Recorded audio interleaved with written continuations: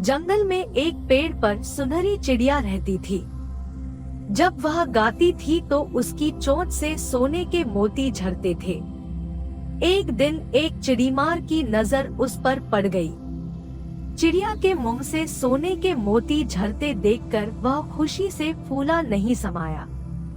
उसने मन ही मन कहा, वाह वाह, आज तो मेरे भाग्य खुल गए। अगर मैं इस चिड़िया को पकड़ लूं तो यह मुझे रोज सोने के मोती देगी और मैं जल्दी ही धनवान हो जाऊंगा। मन में यह ख्याल आते ही चिड़ीमार ने जमीन पर जाल फैलाकर चावल के कुछ दाने बिखेर दिए। सुनहरी चिड़िया दाने चुगने नीचे उतरी और जाल में फंस गई। चिड़ीमार ने उसे पकड़ लिया और अपने घर ले आया। उस दिन से चिड़ीमार को रोज सोने के कुछ मोती मिलने लगे। देखते ही देखते वह धनवान हो गया। अब उसके पास धन तो बहुत था, किंतु सम्मान नहीं था। यह बात उसे बेहद परेशान करती रहती थी कि अब भी लोग उसे चिड़ीमार ही कहकर बुलाते थे। वह सोचता कि ऐसा क्या करूं कि लोग मेरा सम्मान करें। एक दिन उसके दिमाग में एक युक्ति आई। उसने चिड़िया के लिए सोने का एक सुंदर से पिंजरा बनवाया और सोने के पिंजरे सहित वह चिड़िया राजा को भेंट कर दी।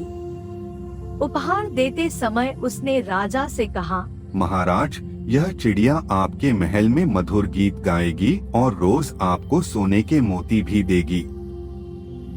यह उपहार पाकर राजा बहुत प्रसन्न हुआ। उसने चिड़ीमार को दरबार में ऊंचा पद दे दिया। जल्दी ही राजा के पास ढेर सारे सोने के मोती जमा हो गए। राजा ने सोने के पिंजरे सहित वह चिड़िया अपनी प्रिय रानी को दे दी। रानी ने पिंजरे का दरवाजा खोलकर चिड़िया को आजाद कर दिया और सोने का पिंजरा शाही सुनार को देकर कहा, इस सोने के पिंजरे से मेरे लिए सुंदर सुंदर गहने बना दो। आजाद होकर चिड़िया बोली, रानी माँ, तुम धन्य हो जो तुमने मुझे आजाद किया। तुम्हारे दिल में अपार दया है और लालच भी नहीं है। मुझे कैद में रहना बुरा लगता था। कहकर वह जंगल में उड़ गई। अब वह रोज रानी का गुणगान करती।